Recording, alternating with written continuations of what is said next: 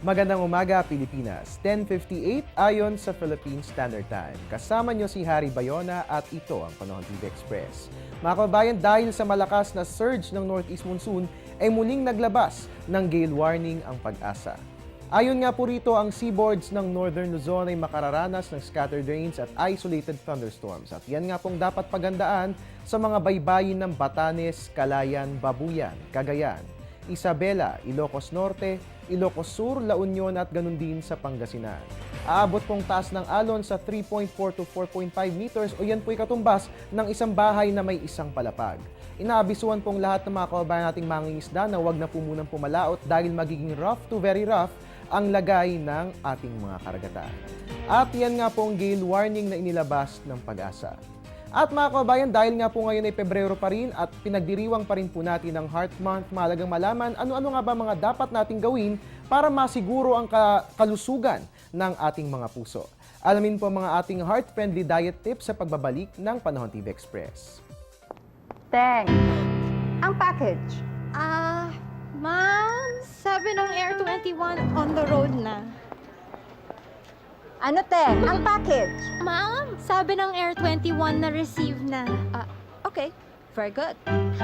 Basta padala, sagot ka ng Air 21. May real-time delivery updates via text para worry-free ka. Teng, ang package, napadala mo na? Yes, ma'am, sa Air 21. Sa Air 21, sagot ko, padala mo.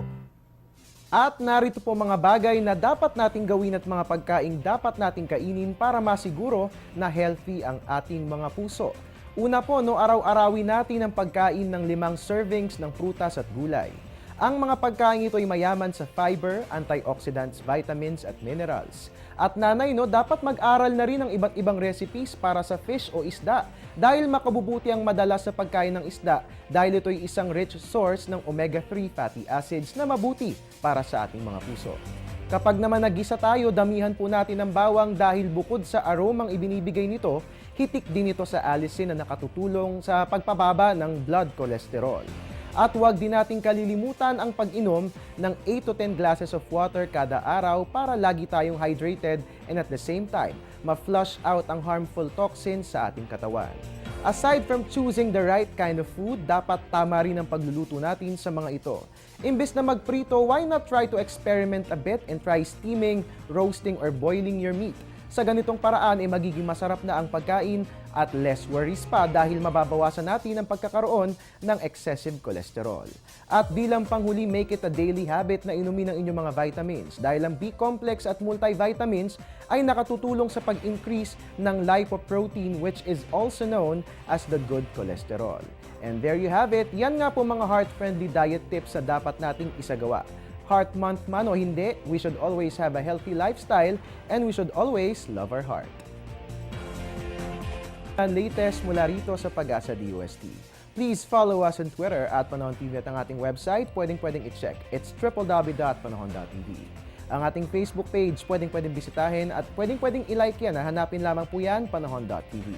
Inyo pong naging kabalitaan ngayong Huwebes ng umaga. Ang inyong weatherman, Harry Bayona, nagpapaalalang tiwala lang. May tamang panahon ang bawat pagkakataon. Antabayanan po ang mga susunod na weather update ni Weather Guide Earl Figuracion dito lamang po yan sa Panahon TV Express.